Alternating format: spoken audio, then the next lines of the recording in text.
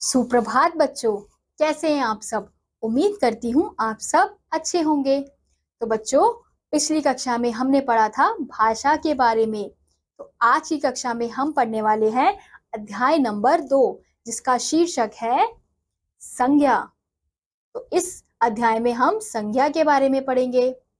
बच्चों, इस पृथ्वी पर जितने भी प्राणी, वस्तु या स्थान है, सभी के अपने अपने नाम अवश्य है, क्योंकि बिना नाम के हम किसी भी व्यक्ति, वस्तु, स्थान आदि को पहचान नहीं सकते। व्याकरण में इन्हीं नामों को संज्ञा कहते हैं। नाम किसी का भी हो, वह संज्ञा होता है। यानी कि पृथ्वी में जितने भी लोग हैं, प्राणी हैं, वस्तु है, स्थान है, सबका अपना अपना एक नाम है। जैसे आपका भी नाम है, मेरा भी नाम है, आपकी फैमिली में सबका नाम है। कोई वस्तु, कुर्सी, टेबल, बेड, ये सब क्या है? ये सब भी एक नाम है और हम सभी चीजों को उनके नाम से पहचानते हैं। तो ये जितने भी जो नाम है, उन्हीं को हम व्याकरण में क्या कहते हैं? संज्ञा कहते हैं। अब किसी भी प्रकार का नाम किसी का भी हो, वह संज्ञा ही कहलाती है। अब जैसे यहाँ पे हमें दिया है पहला व्यक्तियों के नाम, तो हमें यहाँ पे कुछ व्यक्ति दिए हैं जिन्हें हम उनके नामों के द्वारा पहचानते हैं। जैसे यह है अमित शाह, तो हम इस व्यक्ति को कैसे जान पा रहे हैं? नाम से पहचान पा रहे हैं। उसका कुछ नाम है, अमित शाह, पीवी सिंधु। अगला है गौतम बुद्ध, मदर टेरेसा। तो इन व्यक्तियों को हमने कैसे पहचाना? उनके नामों से पहचाना। तो ये सारे नाम क्या है? संज्ञा। ऐसे ही अगला है प्राणियों के नाम, मोर, घोड़ा, तोता, बकरी। तो ये क्या है? ये भी इन सभी प्राणियों के नाम है। घोड़े को हम नाम से पहचान रहे हैं, मोर को भी नाम है उसका, इसलिए हम उसको बोल पा रहे हैं, पहचान पा रहे हैं। तो ये सब क्या है? ये सब संज्ञाएं हैं। अगला इमारतों के नाम, कुतुब मीनार, श्री राम मंदिर, लाल किला, अक्षरधाम मंदिर। तो ये सारे स्थान यानी इमारतों के नाम है।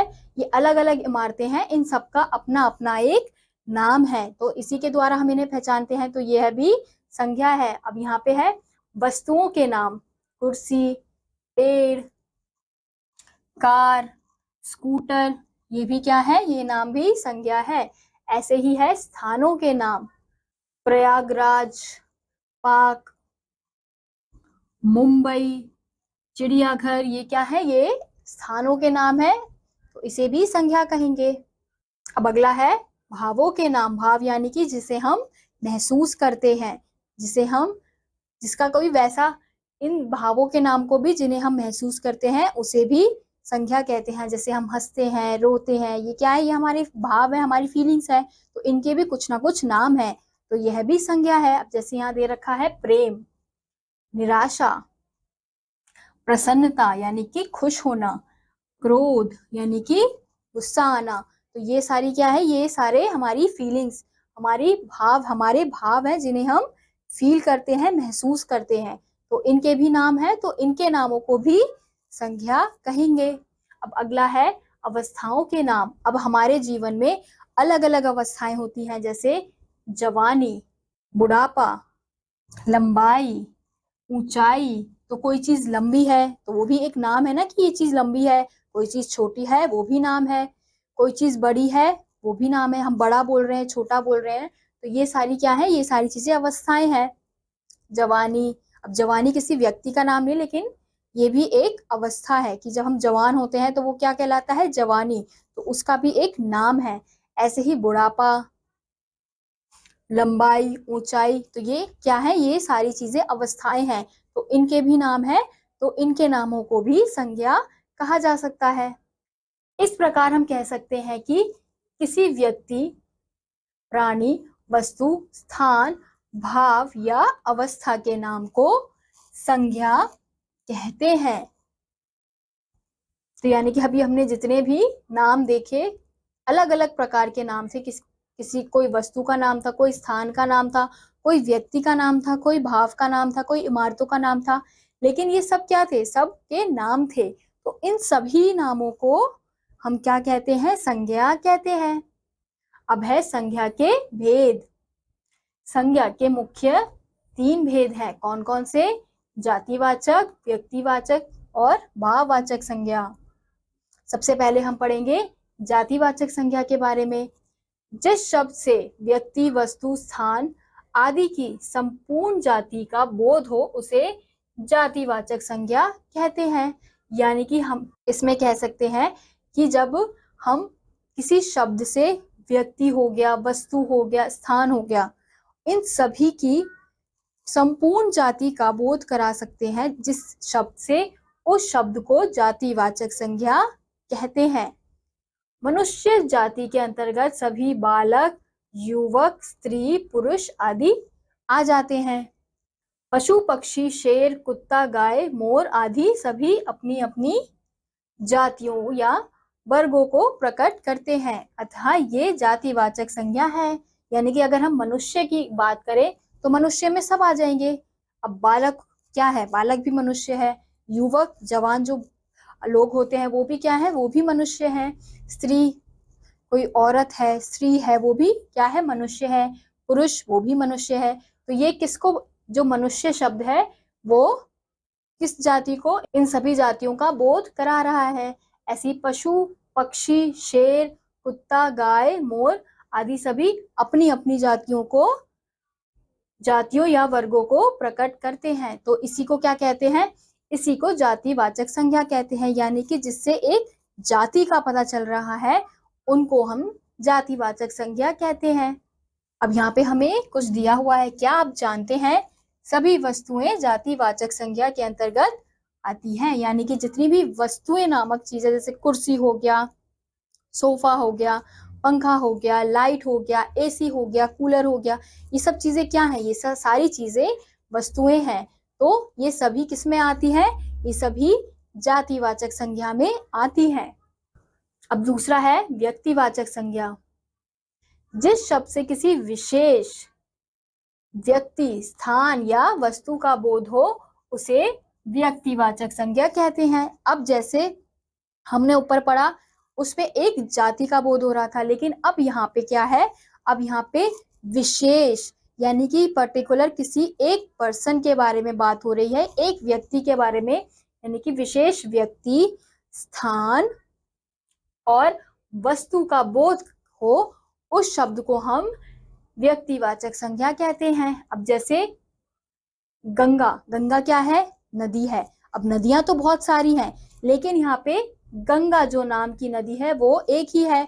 तो ये क्या होगा? गंगा से हमें किसी एक नदी का पता चल रहा है, तो ये क्या होगा? व्यक्तिवाचक संज्ञा। ऐसे ही स्टैचू ऑफ यूनिटी। अब स्टैचू तो बहुत जगह है, लेकिन स्टैचू ऑफ यूनिटी एक ही है, तो इसलिए ये नाम क्या प्रकट कर रहा है? किसी विशेष वस्तु को प्रकट कर रहा है। तो ये क्या होंगे? ये होंगे व्यक्तिवाचक संज्ञा। ऐसे ही श्री राम भगवान, तो भगवान तो बहुत सारे हैं, लेकिन श्री राम जो भगवान है किसी एक, यानी कि एक विशेष भगवान को प्रकट कर रहे हैं, तो ये क्या होंगे? ये हमारे व्यक्तिवाचक संज्ञा होंगे। ऐसे ही भारत, अब देश तो बहुत सारे हैं, लेकिन भारत एक ही देश का नाम है, ये एक ही स्थान को प्रकट कर रहा है, तो ये भी क्या कहलाएगा? किसी विशेष एक स्थान को प्रकट कर रहा है, तो ये क्या कहलाएगा? व्यक्तिवाचक संज्ञा कहलाएगा। व्यक्तिवाचक संज्ञा में पाए जाने वाले नाम, प्राणी या वस्तु संसार में केवल एक ही प्रकार के मिलते हैं, उन जैसा कोई और नहीं होता। जैसे छत्रपति शिवाजी, रामायण, संसद भवन और चेतक, ये क्या है? ये सारे व्यक्तिवाचक संज्ञा के नाम हैं, क्योंकि यह क्या है? यह प्राणी या वस्तु जो भी है वो केवल एक ही है। इससे हम कह सकते हैं कि संसार में जब किसी एक विशेष, यानी कि किसी एक ऐसी चीज की बात हो रही है, एक किसी ऐसे चीज के नाम के बारे में बात हो रही है, तो वह किस में आता है? वह व्यक्तिवाचक संज्ञा में आता है। अब ध्यान दीजिए, यदि जातिवाचक संज्ञा को विशेष नाम दे दिया जाए तो वह व्यक्तिवाचक संज्ञा बन जाता है। अब यानी कि जब जातिवाचक संज्ञा क्या था? एक जाति का बोध करा रहा था, तो उसी जातिवाचक संज्ञा में किसी को विशेष नाम दे दिया जाए तो वो क्या कहलाता है, वही व्यक्तिवाचक संज्ञा बन जाता है। अब जैसे मैं हूं एक लड़की, तो मैं लड़की जाति का बोध करा रही हूँ, लेकिन मेरा एक नाम है, तो वो क्या होगा, वो विशेष रूप हो गया। तो अब वो क्या हो जाएगा, वो व्यक्तिवाचक संज्ञा में आ जाएगा। पढ़िए और समझिए। पहले हम देखते हैं जातिवाचक संज्ञा। अब जैसे लड़का, अब लड़का शब्द से किसका बोध हो रहा है, लड़के, जितने भी लड़कों की जाति है उन सबका बोध हो रहा है। लड़के में तो बहुत सारे लड़के हैं दुनिया में। अब वही व्यक्तिवाचक संज्ञा, अब किसी लड़के का अगर नाम रख दिया जाए अंकुर, तो वो किस में आएगा, किसी विशेष एक अंकुर की बात हो रही है। अब अंकुर एक विशेष लड़के की बात हो रही है, तो वो क्या हो जाएगा, वह व्यक्तिवाचक संज्ञा में आ जाएगा। ऐसे ही लड़की, अब लड़की में भी लड़की जाति की बात हो रही है, लेकिन अगर वही व्यक्तिवाचक उस लड़की का नाम रख दिया जाए नेहा, तो वो क्या हो जाएगी, वो व्यक्तिवाचक संज्ञा का हो जाएगा नाम। क्यों, क्योंकि वह एक विशेष लड़की की बात कर रहे हैं। ऐसे ही अगला है पुरुष। पुरुष तो बहुत हैं, अब एक पुरुष का नाम रख दिया जाए नरेंद्र मोदी, तो ये क्या है, ये एक विशेष पुरुष की बात हो रही है, पुरुष का शब्द है, यानी कि किसी विशेष पुरुष का नाम है, तो इसलिए ये व्यक्तिवाचक संज्ञा में बदल जाएगा। ऐसे ही अगला है जातिवाचक संज्ञा का कुत्ता। अब उसका नाम रख दिया ब्रूनो। अब कुत्ते तो बहुत सारे हैं, लेकिन अगर किसी कुत्ते का नाम रख दिया जाए तो उसका नाम क्या बन जाएगा, उसका नाम व्यक्तिवाचक संज्ञा में आ जाएगा। ऐसे ही स्थान तो बहुत सारे हैं। अब किसी पर्टिकुलर स्थान की बात करें, यानी विशेष स्थान की बात करें, तो मुंबई। ऐसे ही इमारत, अक्षरधाम। तो हमने यहाँ पे देखा कि किस प्रकार से जातिवाचक संज्ञा का अगर कोई विशेष नाम रख दिया जाए तो वो क्या बन जाते हैं, वही बन जाते हैं व्यक्तिवाचक संज्ञा। अब हम यहाँ देखते हैं भाववाचक संज्ञा। जिस शब्द से किसी प्राणी या वस्तु के भाव, दशा या स्थिति का बोध हो, उसे भाववाचक संज्ञा कहते हैं। अब यानी कि जिस शब्द से किसी प्राणी यानी कि मनुष्य, जीव जंतु, इनका, और किसी वस्तु, अब वस्तु कौन सी हो सकती है, कुर्सी, टेबल, कुछ भी, मेज, पंखा, सब चीजें क्या है, वस्तु है, उसका भाव पता चले कि वो क्या, अब वस्तु का तो कोई भाव नहीं होगा, दशा हो सकती है, उसकी स्थिति पता चले, तो उस शब्द को हम क्या कहेंगे, उस शब्द को हम भाववाचक संज्ञा कहेंगे। जैसे फूल की सुंदरता सबका मन मोह लेती है।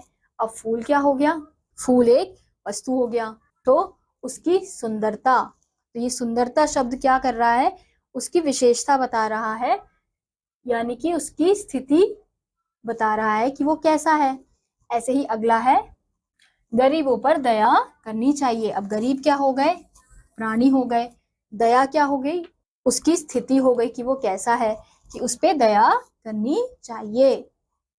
ऐसे ही अगला है बुढ़ापा बड़ा दुखदाई होता है। अब बुढ़ापा क्या है, बुढ़ापा भाव है, फीलिंग है, तो इसलिए यहाँ पे भी ये क्या होगा, यहाँ पे भी किसका प्रयोग किया गया है, भाववाचक संज्ञा का प्रयोग किया गया है। तो ये दया, बुढ़ापा, सुंदरता, ये सब क्या है, ये सब एक भाव है, तो इसलिए ये क्या कहलाएंगे, ये कहलाएंगे भाववाचक संज्ञा। उपरोक्त वाक्यों में सुंदरता, दया तथा बुढ़ापा दशा या अवस्था को प्रकट कर रहे हैं, अतः ये भाववाचक संज्ञा है। ऐसे ही क्या आप जानते हैं, भाववाचक संज्ञा को स्पर्श नहीं किया जा सकता, केवल अनुभव ही किया जा सकता है। यानी कि जो भाववाचक संज्ञा है उसे हम छू नहीं सकते, केवल हम महसूस कर सकते हैं, यानी कि अनुभव कर सकते हैं। अब हमें दिया है भाववाचक संज्ञाएं निम्न प्रकार बनाई जाती है। अब किस प्रकार से बनाई जाती है, जैसे यहाँ पे हमें कुछ शब्द दिए हुए हैं। पहला है वीर, तो इसे भाववाचक संज्ञा में अगर हमें बदलना है तो वीरता। ऐसे ही गरीब का गरीबी, भला का भलाई, बुरा का बुराई, अच्छा का अच्छाई, सजाना का सजावट, पढ़ना का पढ़ाई, लंबा का लंबाई। तो यहाँ पे हमने कैसे शब्दों को भाववाचक संज्ञा में बदला, चौड़ा का चौड़ाई, जवान का जवानी, ईमानदार का ईमानदारी, बुनना का बुनाई। तो ये क्या थे हमारे, ये हमारे भाववाचक संज्ञा के उदाहरण थे। तो यहाँ पे हमने शब्दों के रूप में कैसे बदलाव करके भाववाचक संज्ञा में इन शब्दों का परिवर्तन किया। तो ये सब क्या बन गई, ये सब वह चीजें बन गई जिन्हें हम स्पर्श नहीं कर सकते, सिर्फ केवल महसूस कर सकते हैं। तो बच्चों हमने सीखा किसी प्राणी, वस्तु, स्थान, भाव या अवस्था के नाम को संज्ञा कहते हैं। संज्ञा के 3 भेद होते हैं, कौन कौन से, जातिवाचक, व्यक्तिवाचक और भाववाचक। जिस शब्द से उसकी संपूर्ण जाति का बोध हो उसे जातिवाचक संज्ञा कहते हैं। जिस शब्द से किसी विशेष प्राणी, स्थान या वस्तु का बोध हो उसे व्यक्तिवाचक संज्ञा कहते हैं।